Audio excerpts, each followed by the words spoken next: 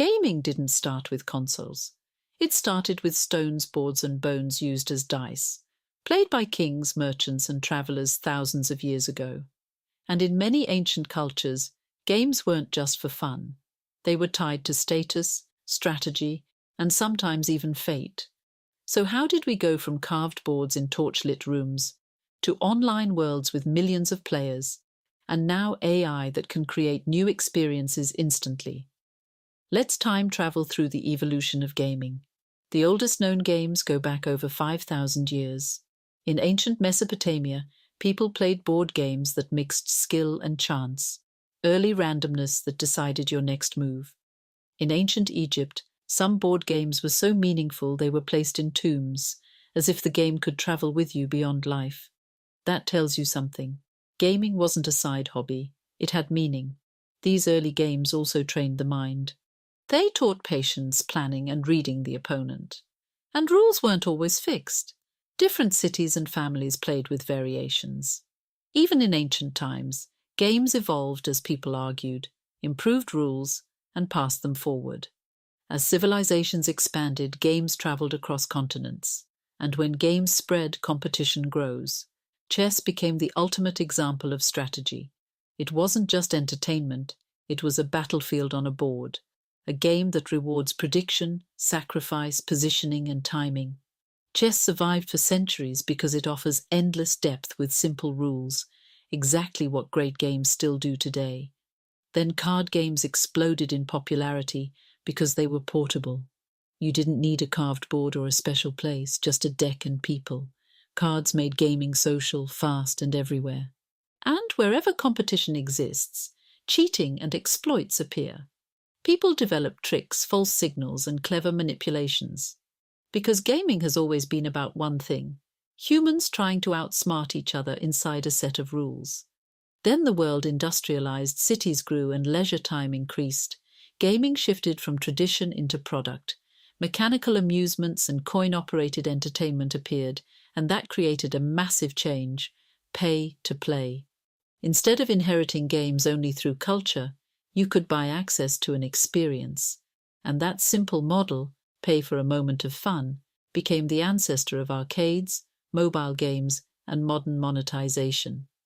When electronic arcades arrived, gaming changed overnight.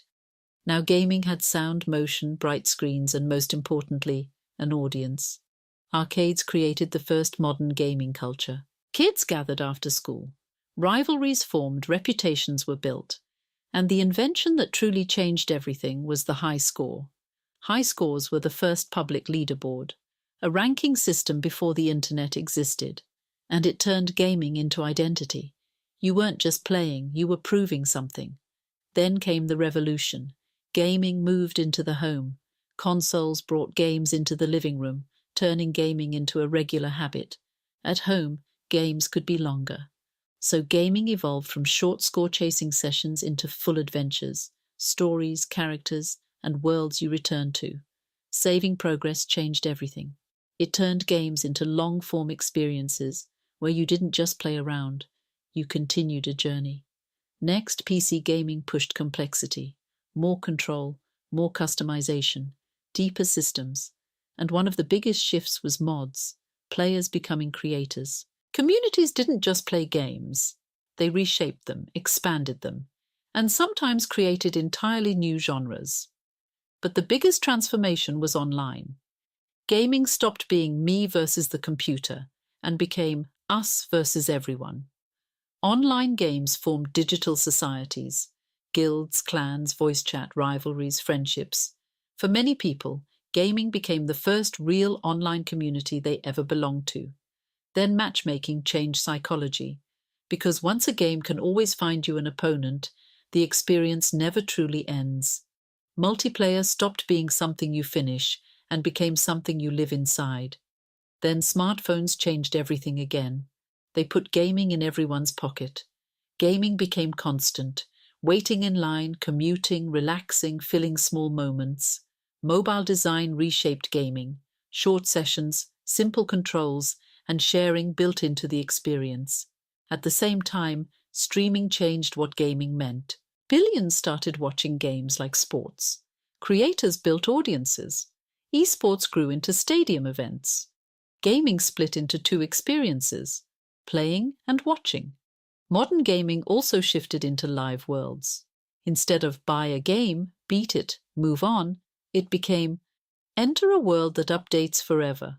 Seasons, events, expansions, and constant updates turned games into places people returned to. And then came VR, changing the point of view completely. You're not controlling a character. You're inside the space. Your body reacts like it's real. Gaming became physical again, like the arcade era, but far more immersive. And now we're entering the next era, AI. AI can already help generate levels, dialogue, art, and behaviors. But the real future is bigger. Games that adapt to you in real time. Imagine NPCs that remember what you did days ago. Quests that form around your playstyle. Worlds that evolve without a human designer scripting every moment. We may move from open worlds to infinite worlds, where no two players ever experience the same story. Gaming started with carved boards and dice, and it may end with worlds that feel alive, built for you on demand. So the real question isn't what console is best. It's what happens when games stop being coded and start being created live.